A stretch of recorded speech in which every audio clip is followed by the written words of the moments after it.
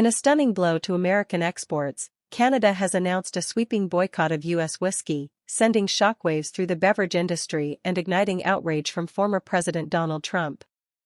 The boycott, which took effect this week, is already being felt across distilleries in Kentucky, Tennessee, and beyond, with experts warning the losses could top $500 million in the coming year.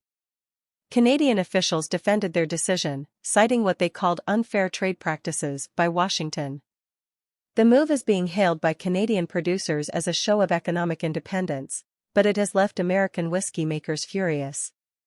Trump, never one to hold back, blasted the decision in a fiery rant at his golf resort in Bedminster. "Canada has betrayed America," he fumed. "Nobody has been better for whiskey than me, and now they're trying to destroy an American tradition. This is an attack on our workers, our farmers, and our great distilleries. I will not stand for it." Industry insiders say the boycott could not have come at a worse time. American whiskey exports had been surging in recent years, with Canada serving as one of the top markets. Bars, restaurants, and retailers north of the border are now pulling U.S. brands off their shelves, turning instead to domestic Canadian whiskey and imports from Europe.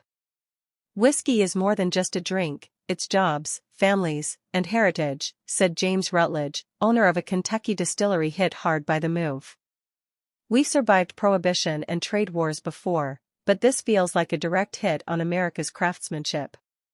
The U.S. Chamber of Commerce has already urged the Biden administration to intervene, warning of broader repercussions if the dispute escalates.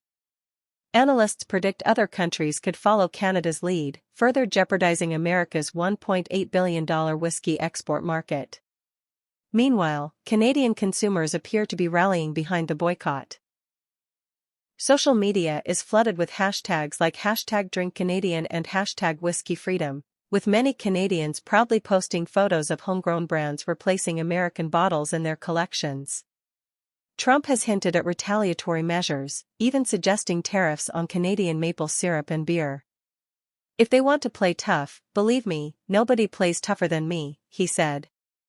With tempers flaring and millions at stake, the clash over whiskey has become more than just a trade dispute, it's a symbolic showdown between two nations long tied by economic and cultural bonds.